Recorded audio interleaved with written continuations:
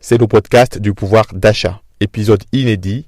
Pourquoi les banques vont-elles faire payer le rendez-vous avec votre conseiller?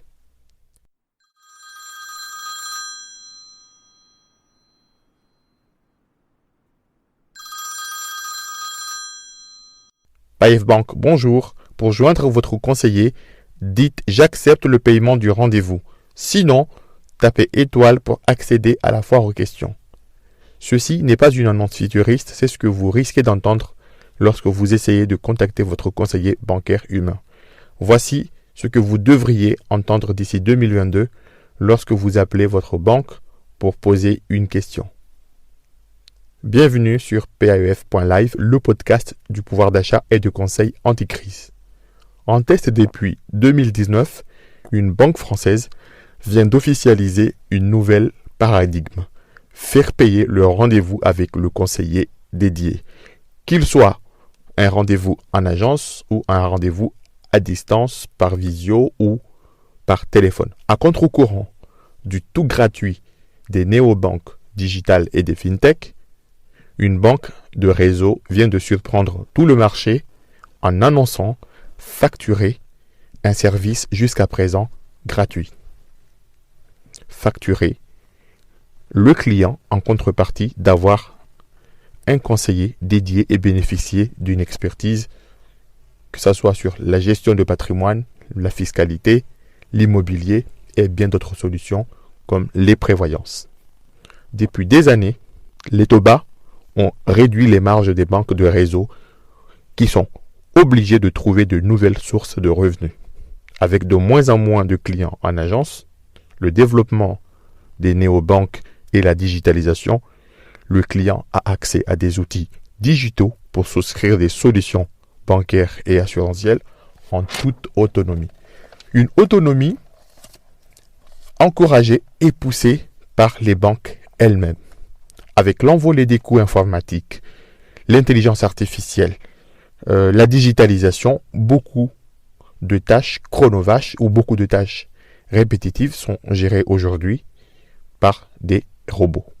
Les banques, pour s'adapter, font monter en expertise les conseillers, puisque le client devient de plus en plus autonome. Donc, tout en se concentrant sur les clients en demande d'expertise, donc les banques sont obligées aujourd'hui de se transformer. Mais bon sang, pourquoi faire payer le client qui se plaint déjà d'une inflation des frais bancaires?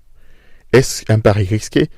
Est-ce une folie totale? Donc, à l'image de la fracture sociale et de la fracture numérique, nous voilà aujourd'hui avec la fracture bancaire. D'une part, des clients avec des conseillers experts, humains, disponibles, accessibles, et d'autre part, des clients qui sont suivis par des robots et aussi des conseillers ou des techniciens back-office qui se manifestent quand le robot, quand l'intelligence artificielle n'a pas encore appris ses tâches. Je vais vous donner quelques statistiques qui sont disponibles en France. Donc, en 2019, le cabinet Deloitte a sondé les Français sur la question de faire payer le rendez-vous. Les Français sont enclins à payer le conseil et l'expertise. Donc, environ à 24 €. Alors, aujourd'hui, il existe une fourchette de tarifs comprise entre 60 et 80 € pour 1h30 de rendez-vous. Alors, les Français sont prêts à payer pour un rendez-vous physique ou un rendez-vous avec un conseiller. Et il y a beaucoup de modèles aujourd'hui qui se chevauchent sur le marché. Il y a un modèle où on va vers un abonnement mensuel, par exemple 12 €. Il y a des modèles qui font payer certains actes, soit 1 € ou 2 € selon ce qui était demandé. Et puis, on va faire aussi d'autres développements de modèles hybrides qui pourraient mêler à la fois abonnement et paiement par acte. Mais rien pour le moment n'est figé.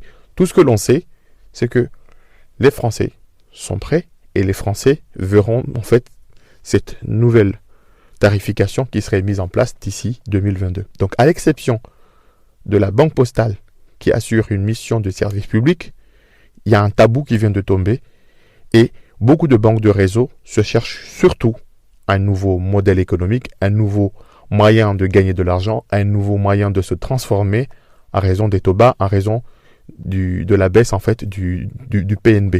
L'équation n'est pas simple puisque les fintechs s'attaquent et attaquent les banques sur des pans entiers de la banque assurance. Donc il y a beaucoup de fintech, d'assurtech ou insurtech qui attaquent la banque sur des métiers. Donc les banques se convertissent aussi à ce qu'on appelle l'open data et à la commercialisation des données personnelles clients parce que c'est aussi une mine d'or à exploiter. Donc comme les fintechs viennent attaquer les banques sur leur cœur de métier, les banques cherchent aussi à exploiter aujourd'hui en fait une nouvelle mine d'or qui est la data, donc la donnée client, les données personnelles des clients.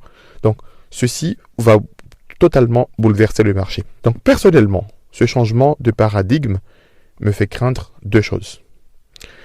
Premièrement, un délaissement de la clientèle populaire qui n'a pas assez de pouvoir d'achat, qui ne bénéficierait pas de conseillers experts en raison de manque de projets ou d'absence en fait de moyens pour réaliser ces projets-là et aussi d'une culture financière réduite.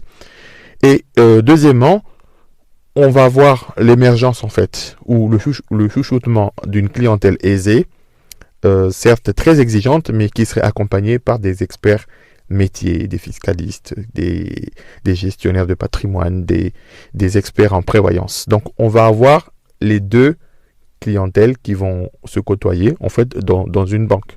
La question qui va se poser, est-ce que c'est la même entité qui va pouvoir gérer les deux?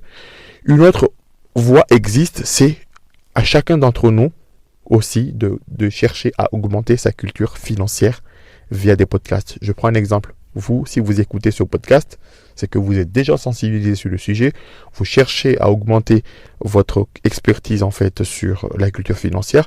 En revanche, le do it yourself a ses limites. Le faire soi-même a ses limites puisque tout le monde ne dispose ni du temps, ni des capacités intellectuelles et des ressources pour comprendre et agir, pour être son propre conseiller bancaire. Donc, avant que ce modèle en fait pointe son nez et qu'on bascule totalement vers un modèle Pay as you go ou Pay as service, je vous conseille aussi de soutenir des initiatives comme le podcast PAEF en faisant un don pour permettre à une clientèle de bénéficier aussi de conseils et aussi d'une expertise avec un rapport qualité-prix qui est très bien.